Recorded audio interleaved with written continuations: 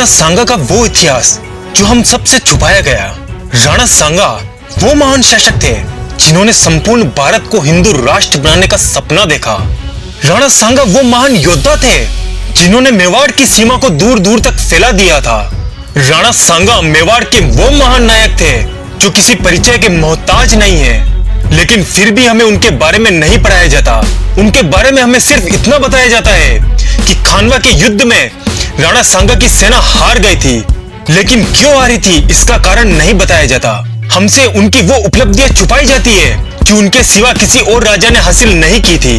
इतिहास में राणा सांगा जैसे महान शासक का संपूर्ण इतिहास मिटा दिया जाता है, तो चलिए रूबरू होते हैं राणा सांगा के महानतम इतिहास से।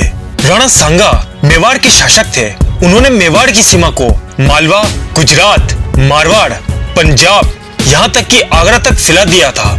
उस वक्त में संपूर्ण भारत में राणा सांगा की टक्कर का कोई योद्धा नहीं था।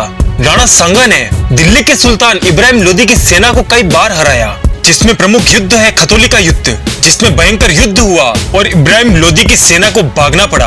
राणा सांगा और बाबर के बीच फरवरी 1527 में भयानक युद्ध लड़ा गया था, जिसमें बाबर की सेना को राणा सांगा ने मिट्टी में मिला दिया था। यहाँ तक कि बाबर को यह भय था कि राणा सांगा जो दिल्ली के आसपास के सभी राज्यों को जीत चुके थे, कहीं दिल्ली को भी जीत ना ले। राणा सांगा ने अपने जीवन काल में इतने युद्ध जीते, लेकिन हमें सिर्फ खानवा के युद्ध के बारे में ही क्यों बताया जाता है? क्यों हमें बयाना और खतौली के युद्ध के बारे में नहीं बताया जाता? यह इतिहास में क्यों नहीं पढ़ाया जाता? क्यों हमें हमारे ही राजाओं का इतिहास नहीं पता? वो राणा सांगा जिनके 80 गांव लगने के बावजूद भी वे दिल्ली को जीतना चाहते थे, बाहरी आक्रमणकारियों को देश से भगाना चाहते थे। वे अपने लिए युद्ध नहीं कर रहे थे, वे युद्ध कर रहे थे हमारे लिए, ताकि आने वाले समय में हम सुरक्षित हों, ताकि हमारे देवी देवताओं के मंदिर सुरक्षित हो। वो इंसान जो 80 गांव लगने के बावजूद भी मेवाड़ से कोसों दूर युद्ध करने जाता है, उनमें कितना साहस होगा, कितनी देशभक्ति होगी, उसका अनुमान हम लगा भी नहीं सकते।